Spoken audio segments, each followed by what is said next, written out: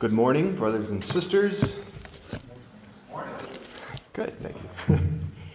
Well, if you will turn in your Bible to the book of Daniel, we're going to continue on in this study in Daniel. If you weren't here when we started it a couple weeks ago, we'll do a bit of a recap at the beginning, but we're going to be in chapter 2 today, and we're going to go through the first, I think it's 23 verses.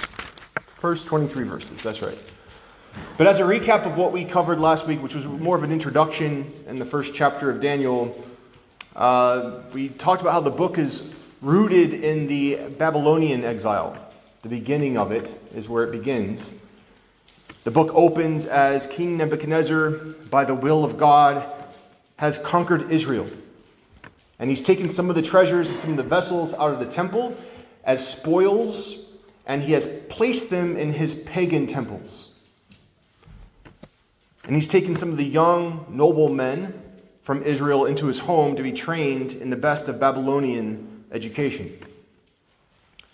Babylon would, over the next 20 years, take more and more Jewish people into Israel, out of Israel into Babylon, until finally there's basically nobody left in the land except for farmers who are left behind to tend to the fields.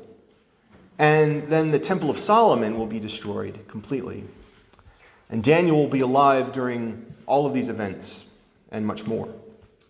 So the major theme of the book, as we talked about last time, seems to be that what God expects out of his people is a counterintuitive action. It's not reasonable what God expects of us from a human perspective. Obeying him often means acting in faith of what the right thing to do is. Acting in faith about who is in control. Acting in faith of the consequences of our actions. Not by the things that we see or not by the normal human means of reason. For instance, God's people are being taken into captivity in the book of Daniel, and yet the order from God is don't fight this, embrace it. For instance, God's righteous prophets are being forced to help a pagan king, and God's response is, serve that king with all of your ability, with everything that you have. Wicked men are plotting against God's righteous prophets. What's the response? Go willingly into the flames. Go with clean consciences. That same fire that they throw you into, they will be consumed by it. That nation that I told you to serve, God himself will be the one to bring it down. Keep yourself clean. Keep yourself holy, set apart. Live right. Be salt. Be light. Tell the truth about the judgment of God, but don't make yourself a part of that judgment. God's expectations of his people are counterintuitive because we do not come to the conclusion of what we ought to be doing by following our reason. So let's focus today on how Daniel obeys God in this counterintuitive way. He is the example of living righteously while in exile. And by his life of faith, we're able to see more clearly the image of our Lord Jesus Christ. Last week we talked about the way that Daniel was committed to being faithful to God, the way that he followed what the prophet Isaiah had said as far as going with the Babylonians and serving them and wishing their well-being and making their wellness your wellness. And we talked about how he was committed to God and his cleanliness and being set apart, not participating in the pagan foods and wines, and also how he was set apart in the way that he prayed every day. He had a regular prayer of 3 times a day. We also talked about how Daniel expresses God's sovereignty in everything in his book. How when Nebuchadnezzar conquers Israel, this isn't Nebuchadnezzar's might conquering Israel, this is God's will that Nebuchadnezzar would take Israel. The way that by eating the vegetarian diet that he eats and him and his friends eat, they are made fat. And that's not to say that vegetables will make you fat. That's to say that God provided him health and well-being because of his faithfulness. The favor that Daniel finds with his captors was not because of Daniel's charisma. It wasn't because he was such a wonderful person that everyone just seemed to like. the Bible specifically says that he finds favor with the chief of the eunuchs and other people that are over him. And in the passage today, he finds favor with the man that was sent to kill him by God's decree. It's God who is protecting him. And then finally, the growth of wisdom of Daniel and his friends, the growth that he has, which the Bible here says, the book of Daniel in the first chapter at the end says, was 10 times that of the rest of the people, the philosophers of his time. That is also by God's will. It all comes from God. This was all God's doing. This is all God's plan to save his people. What I'd like to do is read the first 23 verses of Daniel chapter 2 together. I don't think it would be fair to talk about this without reading it. So let's read together. I'm out of the ESV here. In the second year of the reign of Nebuchadnezzar, Nebuchadnezzar had dreams. His spirit was troubled, and his sleep left him. When the king commanded that the magicians, the enchanters, the sorcerers, and the Chaldeans be summoned to tell the king his dreams. So they came in and stood before the king. And the king said to them, I had a dream, and my spirit is troubled to know the dream. Then the Chaldeans said to the king in Aramaic, and what's interesting here is that the original text switches to Aramaic, and then it stays in Aramaic for the next 7 chapters. It's very strange, but they say in Aramaic, O king, live forever. Tell your servants the dream, and we will show the interpretation. The king answered and said to the Chaldeans, the word from me is firm. If you do not make known to me the dream and its interpretation, you shall be torn limb from limb, and your houses shall be laid in ruins. But if you show the dream and its interpretation, you shall receive from me gifts and rewards and great honor. Therefore, show me the dream and its interpretation. They answered a second time, and they said, let the king tell his servants the dream, and we will show the interpretation. The king answered and said, I know with certainty that you are trying to gain time, because you see that the word from me is firm. If you do not make the dream known to me, there is but one sentence for you. You have agreed to speak lying and corrupt words before me until the times change. Therefore, tell me the dream, and I shall know that you can show me its interpretation. Chaldeans answered the king and said, there is not a man on earth who can meet the king's demand, for no great and powerful king has asked such a thing of any magician or enchanter or Chaldean. The thing that the king asks is difficult, and no one can show it to the king except for the gods whose dwelling is not with flesh. Because of this, the king was angry and very furious, and commanded that all the wise men of Babylon be destroyed. So the decree went out, and the wise men were about to be killed, and they sought Daniel and his companions to kill him. Then Daniel replied with prudence and discretion to Arioch, the captain of the king's guard, who had gone out to kill the wise men of Babylon. He declared to Arioch, the king's captain, why is this decree of the king so urgent? Then Arioch made the matter known to Daniel, and Daniel went in and requested that the king appoint him a time that he might show the interpretation to the king. Then Daniel went to his house and made the matter known to Hananiah, Mishael, and Azariah, his companions, and told them to seek mercy from the God of heaven concerning this mystery, so that Daniel and his companions might not be destroyed with the rest of the wise men of Babylon. Then the mystery was revealed to Daniel in a vision of the night. And then Daniel blessed the God of heaven. And Daniel answered and said, blessed be the name of God forever and ever, to whom belong wisdom and might. He changes times and seasons. He removes kings and sets up kings. He gives wisdom to the wise and knowledge to those who have understanding. He reveals deep and hidden things. He knows what is in the darkness, and the light dwells with him. To you, O God of my fathers, I give thanks and praise, for you have given me wisdom and might, and have now made known to me what we asked of you, for you have made known to us the king's matter. So this chapter opens up with the verse that says that the king of the whole world, the conqueror of Egypt, the conqueror of Israel, the man whose reach and power is unlike any that the world has known to this point, and he is troubled by a dream. He is troubled by things that are out of his control. He can demand the worship of all the people in his kingdom, but he cannot control his own mind. He's tormented by these dreams at night, and we learn that these dreams are sent to him by God. And I just want to first make this point. No amount of wealth or power can buy a good night's sleep. If you are able to put your head down on the pillow at the end of the day with a clean conscience, with peace in your heart, and if you're able to get any amount of restful sleep, you have a treasure and a power that does not belong to the most power and influential people in the world. A regular prayer in our house, when we go to sleep at night as a family, every night is for restful, reinvigorating sleep that makes us ready for the new day. I don't know if you've been watching lately the testimony of Johnny Depp. I don't know if anyone's been watching this. He has a defamation suit. It's out there. I haven't watched much of it, but what has been interesting is the little bit that I have seen is that they're talking so much about all the drugs and all the alcohol and all the things that were going on in his house and everywhere he went.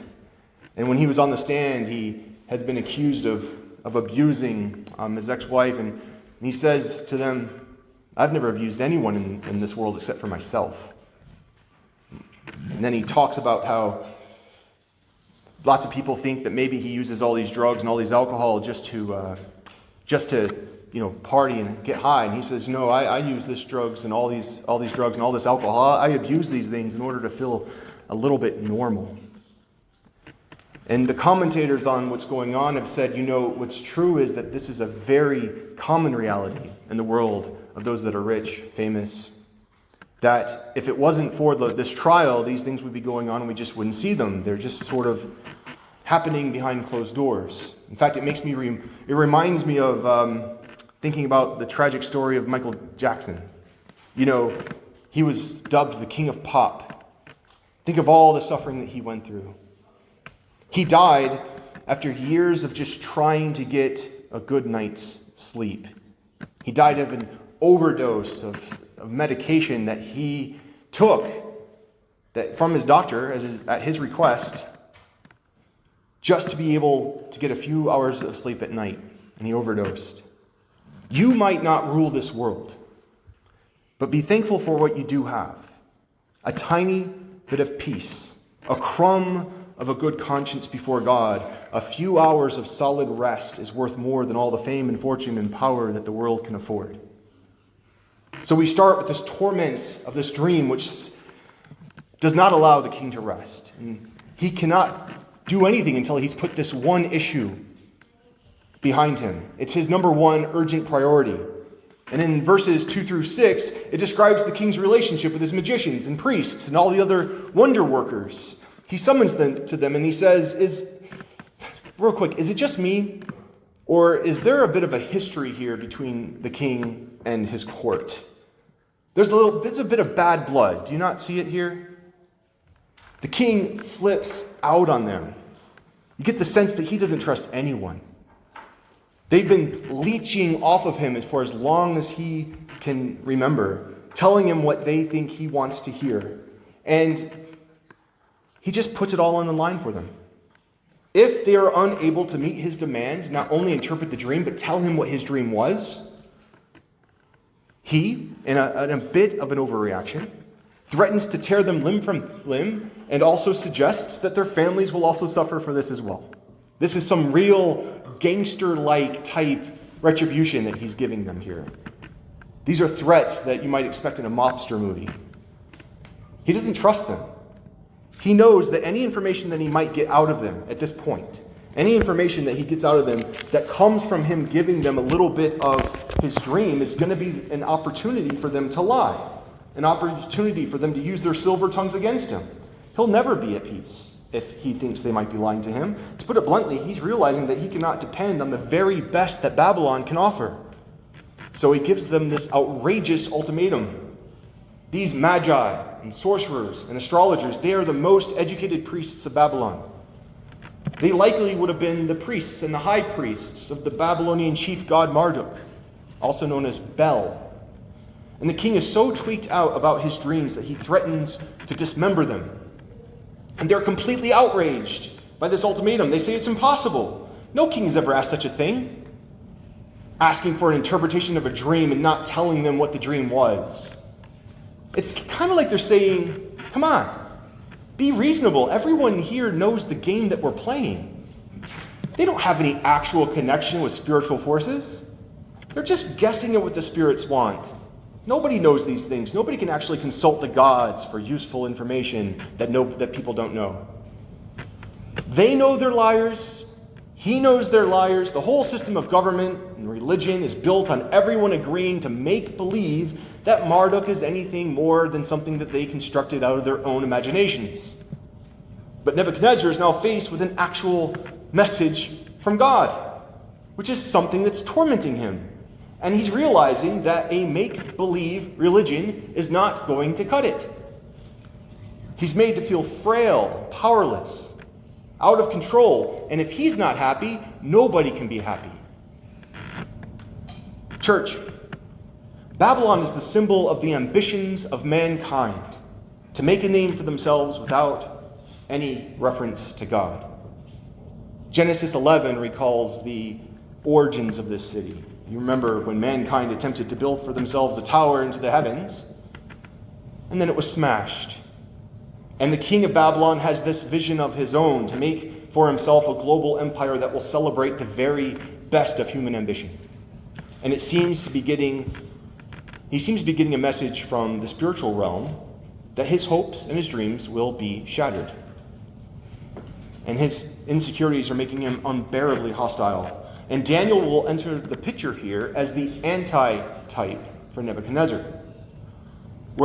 So Nebuchadnezzar is full of arrogance and pride. God draws near to him at night and gives him a dream, and it is to him unbearable torment. Daniel, on the other hand, lives in humility with God, relies on the grace of God. And when God draws near to him and gives him the same dream and the interpretation, he is completely at peace. He lives in gratitude and praise. The same God giving the same action to two different men, giving two completely opposite reactions. If you pull anything from this chapter, if you pull anything from this sermon, understand this, that the righteous judge of heaven draws near. His revelation to us is as close as a heartbeat. John the Baptist talks about how judgment's not coming, judgment is set. The axe is already laid at the root of the tree. He is coming. Even if we are not alive at the last trumpet, for each of us, our deaths will be that end of the world. Wouldn't it be wonderful when God draws near, not to go mad with torment like Nebuchadnezzar, but to receive him with joy and peace and praise like Daniel? Nebuchadnezzar's reaction to God's presence is an example of someone whose mind is set on the flesh, like what Paul talks about in Romans 8, verse 6 through 8, where he says, "For to set the mind on the flesh is death, but to set the mind on the spirit is life and peace. For the mind that is set on the flesh is hostile to God, for it does not submit to God's law. Indeed, it cannot, for those who are in the flesh cannot please God." Nebuchadnezzar also represents the foolish man in James 4, verses 13 through 16. Listen to James as he says, "Come now, you who say, today or tomorrow we will go into such a town and spend a year there and make trade for profit. Yet you do not know what tomorrow will bring. What is your life? For you are a mist that appears for a little time and then vanishes. Instead, you ought to say, if the Lord wills, we will live and then do this or that. As it is, you boast in your arrogance. All such boasting is evil." How's that for self-esteem? Your life is a mist. It is gone as quickly as it arrives. That's why Christians make no major plans in their lives without acknowledging God's will. And that's why we make no decision without offering our wills to God, remembering that whether we even live tomorrow is only by the will of God. I have a niece named Sadie. My niece Sadie is set to graduate from high school in a couple weeks. There are others I know that are going through this. They have people in their lives that are set to graduate soon. But we don't say that Sadie is going to graduate in a couple weeks without acknowledging that it's only going to happen if the Lord wills it. And if we begin making all of these plans for the graduation and plans for what happens after the graduation without offering these things to the Lord in prayer, then I say that it's better to be a D student who prays every day about graduating because he's genuinely unsure whether he will or not, than to be a straight A student who is so self-confident that they forget to pray about the future, about what God wants for them. Does that make sense? As we go out and conquer the world, if success does come our way, we all the more need to remember God's sovereignty. The tendency is, for a lot of people, to begin something in prayer. When you are weak, timid, unsure of yourself. And then, also, as you get more bold and confident in yourself, to let go of your need for God. Daniel, in this book, will consistently show his reliance, what a life of faith looks like, even as he's lifted to the position of third in kingdom and authority. He never stops seeing himself as being completely dependent on the Creator for his very being. The response of the Chaldeans, the philosophers, is interesting because it's so incredibly wrong on so many levels. Look at what they say. One, they say, no man on earth can answer you. Well, there's a man on earth that can answer him that lives just down the street. So they're wrong on that issue. Daniel, in his humility will not take credit for the interpretation, but we're told that this gift was given to him by God. Then they say that only the gods can answer you, and they do not dwell with mortal flesh. This comment is very insightful into their own world, into the world of the pagans, the religious beliefs of the pagans. This same view that the gods live on their own world and have their own issues and care very little for what we do down here on earth is shared among all the religions of the ancient world except for Judaism. Frankly, it's the view that dominates philosophy today. In the modern era, it was deism, the idea that God had, wound up the world, created it, and then sort of left it on its own. He has better things to do than to watch what we're doing down here. He's got other things going on, but that project's happening. But in the postmodern era, it looks more like this. Those intelligence out there. There's intelligences out there. They're like aliens who are living up there with their technology, and they're exploring all the far reaches of the universe. They're having a great time. And if they are aware of us at all here on this tiny blue ball, they want nothing to do with us because we're kind of like the cosmic party poopers of the galaxy who can't even figure out how to not murder each other. The absolute fundamental Christian belief is that God does dwell with human flesh, that he did come in love as a man. He does dwell in us with his Spirit. He does share with us the treasures and glories of heaven. He does draw near to all those who seek him. That his great desire is to draw us up closer and closer to him, revealing more and more of himself to us forever. So what do these magicians know anyway? When Daniel hears about the crisis happening, he immediately goes to the king because this is so urgent that he has to clear it up. No, he absolutely does not do that. He does not go to the king immediately. The first thing he does is to seek the companionship and support of his friends. And he asks them to pray with him and for him that he might be able to do the thing that the king wants done. Notice this humility, this dependence on God, reliance on the community that God has given him. He is actually in no rush to meet with the king. First things first, he prays to God in community that God may have mercy on them. And what's interesting is this: the prayer for help is not recorded. We don't know what Daniel says in his prayer for help, but Daniel's beautiful prayer of thanksgiving after he receives from God is recorded for us. What does he say in this prayer? He proclaims that God is the very one who in every way is absolutely in charge. God is the keeper and the source of all wisdom. He gives wisdom and understanding to those he chooses. Consider this idea. Wisdom is not gained by reading philosophy. It's not gained by meditation. It's not even gained by hard knocks. Wisdom is granted by the good pleasure of the Almighty. As James says in James 1:5, if you're looking for wisdom, go to the source. Ask God. He gives it 100% free of charge, free of conditions. You just have to ask for it. Just go to him and ask. Daniel, again, stands in contrast with Nebuchadnezzar here. When the king is confronted with this troubling thing, he acts recklessly and hasty. In his powerlessness, he becomes enraged and ready to murder. Daniel, on the other hand, when his neck is actually on the line, is calm, collected, believing. His ability to interpret the dream is, for him, actually life and death. But his confidence that it is God who holds the power of life and death for him allows him to pray in peace. What a difference Daniel's attitude is to everything that we get in political discourse today. It seems impossible in today's world to get into any kind of political discussion from either side of the aisle, with either side of the aisle, without falling into passionate, indignant, and downright unfaithful attitudes and behaviors towards those on the other side.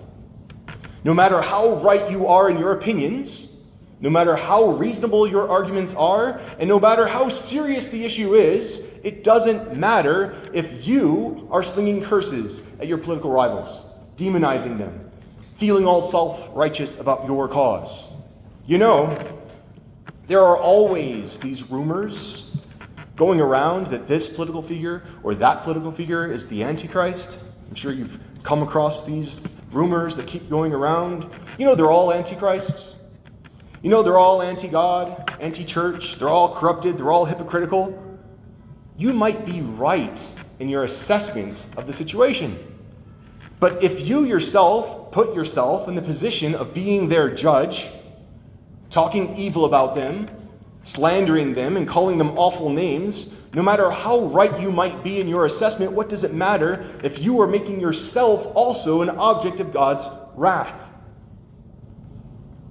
God says to respect your authorities, even those authorities who are in every conceivable way your enemies, who hate you. You should pray for them, aid them, seek out their good. That's the example Daniel gives us here with Nebuchadnezzar. You know, Daniel knew the end of the game. God had revealed to him his plan to destroy Babylon, and yet says, in the meantime, serve the king with all of your might. Lift them up in love. Those who have power over you have that power by the will of God.